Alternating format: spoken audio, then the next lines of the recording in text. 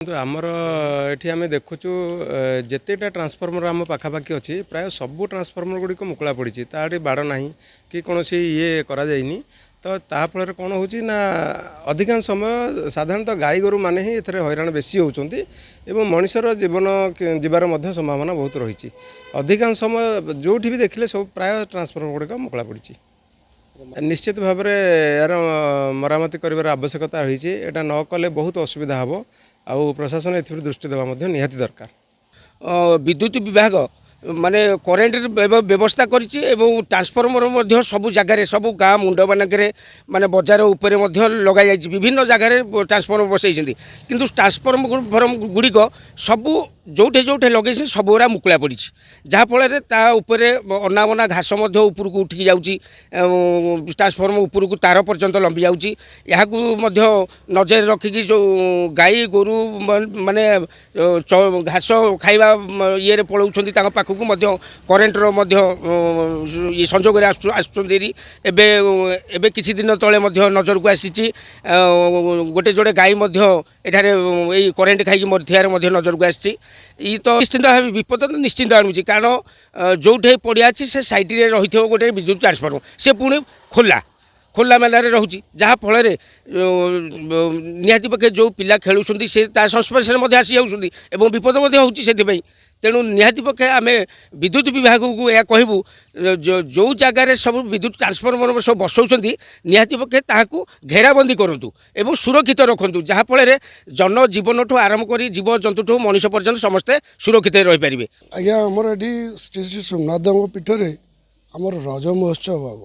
ଏଠି ହଜାର ହଜାର ସଂଖ୍ୟାର ଲୋକ ସମାଗମ ହେବେ, କିନ୍ତୁ ଏଠି ଟ୍ରାନ୍ସଫର ବସିଛି, କିନ୍ତୁ ଟ୍ରାନ୍ସଫର ହେଉଛି ମୁକୁଳା ହେଇକି ପଡ଼ିଛି। କିନ୍ତୁ ଏମିତି ଏଇ ଜାଗା ନୁହେଁ, ଯୁଆଡ଼େ ଯିବେ ଏଇଭଳିଆ ସବୁ ଜାଗାରେ ଖୋଲା ପଡ଼ିଛି। କିନ୍ତୁ ଆମର ଏଠି ପ୍ରୋଗ୍ରାମ ହେବ, କେତେ ଜନସାଧାରଣ ମାନେ ଇଏ ହେବେ, କିନ୍ତୁ ଏଥିପାଇଁ ବର୍ତ୍ତମାନ କ୍ଷତି ମାନେ ଲୋକ କ୍ଷତି ହେଲେ ଇଏ ହେଲେ ଯାଇକିରି ଗଭର୍ଣ୍ଣମେଣ୍ଟର ନିଦ ଭାଙ୍ଗିବ, କିନ୍ତୁ ତା ପୂର୍ବରୁ କିଛି କାମ କରାଯାଉ ନାହିଁ। ଏ ହେଉଛି ମୋର ଦୁଃଖ, କିନ୍ତୁ ମୋ ଗାଁରେ କେମିତି ଉନ୍ନତି ହେବ ସେ ଚିନ୍ତା କରନ୍ତୁ। ବେଗୁନିଆ ବୋଲଗଡ଼ ନିର୍ବାଚନ ମଣ୍ଡଳୀ ବିଦ୍ୟୁତ ଯୋଗାଣରେ ଯେଉଁଭଳି ବ୍ୟାପକ ଅବ୍ୟବସ୍ଥା, କେଉଁଠି ଲୋ ଭୋଲ୍ଟେଜ୍ ତ କେଉଁଠି ପାୱାର କଟ୍, କେଉଁଠି କର୍ମଚାରୀ ନାହାନ୍ତି, ତା ସାଙ୍ଗକୁ ଯେତେ ଗୁଡ଼ିଏ ଟ୍ରାନ୍ସଫର୍ମର ବସିଛି ତୁମର 63 ଠାରୁ ଆରମ୍ଭ କରି 250 ପର୍ଯ୍ୟନ୍ତ ମୁକୁଳା ଅବସ୍ଥାରେ ପଡ଼ିଛି। କେଉଁଠି ଗାଈ ମଲେଣି, କେଉଁ ଗାଁ ଗୋଟେ ଅଭିଲ ଗାଁ ଭିତରେ 11 କେବି ଲାଇନ୍ ଯାଇଛି, ଯେଉଁଠି ବାରମ୍ବାର ଦୁର୍ଘଟଣା ଘଟୁଛି। ଠଣାପଲ୍ଲୀ ଠାରୁ ଆରମ୍ଭ କରି ଧଳାପଥର ପର୍ଯ୍ୟନ୍ତ ଏବେ ଦେଖିଥିବେ ବାଉଁଶ ବାଡ଼ ହେଇଥିଲା, ନିଆଁରେ ପୋଡ଼ିଯାଇଛି, ସ୍ପାର୍କିଂ ହେଇକି ତା'ର ଏଭଳି ଅବ୍ୟବସ୍ଥା ଭିତରେ ଅଛି। ମଣିଷ ଜୀବନ ସହିତ ବିଜୁଳିର ଯେଉଁ ଖେଳ କହିଲେ ଅତ୍ୟୁକ୍ତି ହେବ ନାହିଁ। ଆଗାମୀ ଦିନରେ କେତେବେଳେ ଯେ ଜୀବନ ଏବଂ ଧନ ଦୁଇଟା ଏକକାଳୀନ ଯିବ ତାହା କହିବା ବର୍ତ୍ତମାନ ଅସମ୍ଭବ। ଲୋକମାନଙ୍କ ପାଖରେ ବିଭାଗ ପହଞ୍ଚି ଯେତିକି ମାତ୍ରାରେ ଜୋରିମାନା ଆଦାୟ କରାଯାଉଛି, ଯେତିକି କର୍ମଚାରୀକି ନିଯୁକ୍ତି କରାଯାଉଛି, ମେଣ୍ଟେନାନ୍ସ ଠାରୁ ଆରମ୍ଭ କରି ତା'ର ସୁରକ୍ଷା ପାଇଁ ସେଭଳି ବ୍ୟବସ୍ଥା କରାଯାଉ ନାହିଁ। ଏଇଟା ଖାଲି ବେଗୁନିଆ ବୋଲଗଡ଼ ନୁହେଁ, ସାରା ରାଜ୍ୟରେ ଏଭଳି ଅବସ୍ଥା ହେଉଛି। ଯଦି ବିଦ୍ୟୁତ କର୍ମଚାରୀ ବିଦ୍ୟୁତ ବିଭାଗ ଦୂରଦୃଷ୍ଟି ଏହା ପ୍ରତି ଦୃଷ୍ଟି ନ ଦେବେ, ଆଗାମୀ ଦିନ ନିଶ୍ଚିତ ଭାବରେ ଏକ ଜନ ଆନ୍ଦୋଳନ ହେବ। ଏହା ନିଃସନ୍ଦେହ। ଯେଉଁଭଳି ଅବସ୍ଥାରେ ବର୍ତ୍ତମାନ ଲୋକମାନେ ଅଛନ୍ତି, ଲୋ ଭୋଲ୍ଟେଜ୍ ତ ସବୁ ଗାଁରେ ଏତେ ମାତ୍ରାରେ ପଇସା କଲେକ୍ସନ୍ କରାଯାଉଛି। ସମୟ ଥିଲା ଯେତେବେଳେ ସରକାରଙ୍କ ପାଖରେ ଥିଲା, ଲୋକ ବିଜୁଳିର ପଇସା ଦେଉନଥିଲେ, ଟ୍ରାନ୍ସଫର୍ମର ପଡ଼ିଲେ ଲାଗୁଥିଲା 8 ଦିନ 15 ଦିନ ପଇସା ଜମା କରୁଥିଲେ। ଆଜିର ଦିନ ତ ସବୁ 90% ଅପଡେଟ୍ ହେଇକି ଚାଲିଛି ଲୋକମାନଙ୍କର। ବିଜୁଳି ପଇସା ଦେବାରେ କେହି ଖିଲାପ କରୁନାହାନ୍ତି।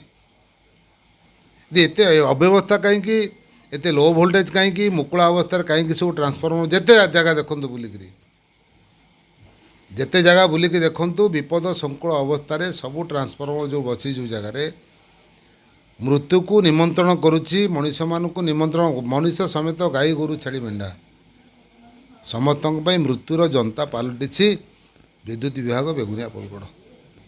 ତେଣୁ ମୁଁ ନିବେଦନ କରୁଛି ଆପଣଙ୍କ ମାଧ୍ୟମରେ ସୁଧୁରି ଯାଆନ୍ତୁ ଡିପାର୍ଟମେଣ୍ଟ, ନହେଲେ ଆଗାମୀ ଦିନ ନିଶ୍ଚିତ ଭାବରେ ଜନ ଆନ୍ଦୋଳନ ହେବ, ରାସ୍ତାରୋକ ହେବ। ଅନେକ ସମସ୍ୟା ଉପୁଜିବ ଆଗକୁ। ଆମର ଏଠି ଗୋଟିଏ ମହୋତ୍ସବ ପଡ଼ିଆ ହେଇଛି, ରଜ ମହୋତ୍ସବ ପଡ଼ିଆ। ତା ପାଖରେ ରହିଛି ଗୋଟିଏ ବଡ଼ ଟ୍ରାନ୍ସଫର୍ମର, ପୁରା ମୁକୁଳା ଅବସ୍ଥାରେ ରହିଛି। ଏଠି ହଜାର ହଜାର ଲୋକଙ୍କର ଯାତାୟାତ ଭିତରେ ରଜ ମହୋତ୍ସବ ପାଖରେ ଏଇ ପାଖାପାଖି ଲୋକ ଯାତାୟାତ କରୁଛନ୍ତି। ତେଣୁକରି ଏଠି ବହୁତ ଅସୁବିଧାର ସମ୍ମୁଖୀନ ହେଉଛନ୍ତି ଲୋକ। ତେଣୁକରି ଏହି ଟ୍ରାନ୍ସଫର୍ମର ଚାରିପଟ ବ୍ୟାରିକେଡ଼ ସୁବିଧା କରିବାକୁ ପଡ଼ିବ।